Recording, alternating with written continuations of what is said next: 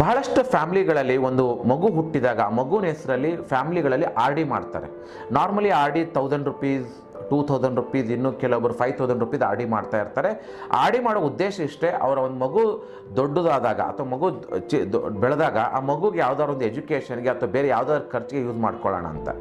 But modern ಇದರಲ್ಲಿ ನಾವೇನು ಮಾಡಬೇಕಪ್ಪ ಅಂತಂದರೆ, ಮಗುವಿನ ಹೆಸರಲ್ಲಿ ಸಿಸ್ಟಮೆಟಿಕ್ ಇನ್ವೆಸ್ಟ್ಮೆಂಟ್ ಪ್ಲ್ಯಾನ್ ಮಾಡುವಂಥದ್ದು ತುಂಬ ಒಳ್ಳೆಯ ಇನ್ವೆಸ್ಟ್ಮೆಂಟು. ಮಗು ಹುಟ್ಟಿದಾಗ ಮಗುವಿನ ಹೆಸರಲ್ಲಿ ಒಂದು 2000 ರುಪೀಸ್ ನಾವು SIP ಮಾಡೋದೇ ಆದರೆ, ಯೋಚನೆ ಮಾಡಿ, ಒಂದು 2000 ರುಪೀಸ್ ಮಗು ಹುಟ್ಟಿದ ತಕ್ಷಣ ಮಾಡ್ತಾ ಇದ್ದೀವಿ.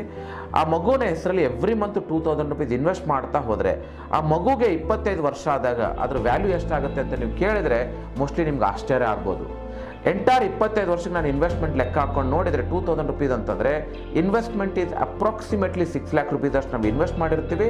ಬಟ್ ಅದರ ವ್ಯಾಲ್ಯೂ ಬಂದ್ಬಿಟ್ಟು ಸುಮಾರು ಮೋರ್ ದ್ಯಾನ್ 1 crore ಆಗಿರುತ್ತೆ. ಅಟ್ ದ ರೇಟ್ ಆಫ್ 20% ನಾವು ಅಸಂಪ್ಷನ್ ಮಾಡಿಕೊಂಡ್ರೆ, ಅಂದರೆ ಒಂದು ಮಗು ಹುಟ್ಟಿದಾಗ ಅದರ ಫ್ಯೂಚರ್ನ ಕರೋಡ್ಪತಿಯಾಗಿ ಮಾಡೋಕ್ಕೆ ಇದಕ್ಕಿಂತ ಒಂದು ಒಳ್ಳೆಯ ಅವಕಾಶ ನಮಗೆಲ್ಲೂ ಸಿಗೋದಿಲ್ಲ. ಹಾಗಾಗಿ ಆರ್ ಡಿ ಮಾಡೋದಕ್ಕಿಂತನೂ ಸಿಸ್ಟಮೆಟಿಕ್ ಇನ್ವೆಸ್ಟ್ಮೆಂಟ್ ಪ್ಲಾನ್ ಮಾಡಿಬಿಟ್ಟು ನಿಮ್ಮ ಮಗುನ ಹುಟ್ಟಿದಾಗಲಿಂತ ಒಬ್ಬ ಕರೋಡ್ಪತಿಯಾಗಿ ಕ್ರಿಯೇಟ್ ಮಾಡೋಕ್ಕೆ ಇದು ತುಂಬ ಹೆಲ್ಪ್ ಆಗುತ್ತೆ.